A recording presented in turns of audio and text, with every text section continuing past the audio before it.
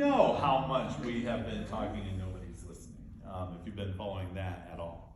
Which position are you running for? I am running for Senate District 30. Which is the eastern part of, or It's the western part of Floyd County. And so by listening to people, I think, you know, one party puts politics over people, the other party puts people over politics. And I think that's what it comes down to in November, right? Which avenue we want for our people. And I'm hoping, God bless us all, that we can get back on that right track, get us back to common sense, because a lot of the stuff that's being passed right now is not common sense. And we have, my wife and I have 4 adult children. The youngest one is still in college, and I don't know if any of them are going to end up staying in Iowa. And you know what? Right now, I don't blame any of them. I really don't. 3 of them are teachers. I can tell you right now, over at Mason City High School, I can tell what days people go for job interviews elsewhere. And they're not in Iowa, they're going north, okay? Where that state just gave 7% increase to their education program. It's a progressive state. Well, it's a state that knows that it's people over politics. I have a son that actually teaches up there. And it's just amazing the difference, right? One thing that I've been doing on my 10 days since I filed, or 11, whatever it's been, is I get back to people. If you guys have questions, I don't know all the answers, but I enjoy being educated myself on things. My last name is Lorence, as if Florence without the F, okay? So spelled differently, L-O-R-E-N-C, just like it sounds. Lorence, F-O-R, Iowa, I-O-W-A, nothing short, because we're gonna work hard and nothing is a short way, right? And so that's why we have that. I have a Facebook page too, if you guys wanna join and take a look at some of those things too. Like I said, thank you guys so much for what you're doing here. This is important. I've been in your chairs before, trying to come up with those things. I've tried to be in your chair before and have 15 people yelling at you all at the same time. I get it. I appreciate what you guys are doing. That's just part of being a Democrat. That, you know, isn't it though? And if it's only 15 people, you feel lucky, right? So anyway, I thank you guys for your time. I appreciate you guys being here. Like I said, let me know what I can do for you. That's what people who are in political offices should be doing. Unlike, and I'm sorry, I don't know your name, but what you just said about our representative. I actually took a group of students to Washington, D.C. in November from Mason City High School, and she was our host. Not a very fine one, but anyway. It was just amazing to me, her little staffers even roll their eyes at some of the stuff that she's doing. So I wish I could have captured that on video. Anyway, it's awesome. I appreciate what you guys are doing. Let me know what I can do for you. Hopefully you guys start seeing me around more often. Well, you will start seeing me around more often. And like I said, thank you for what you guys do. Thank you so much. I have to get to Sarasota County.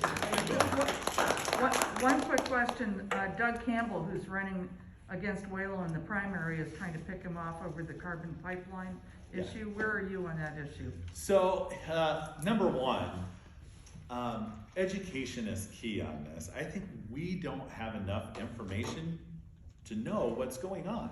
First off, it's trying to be shoved down our throat.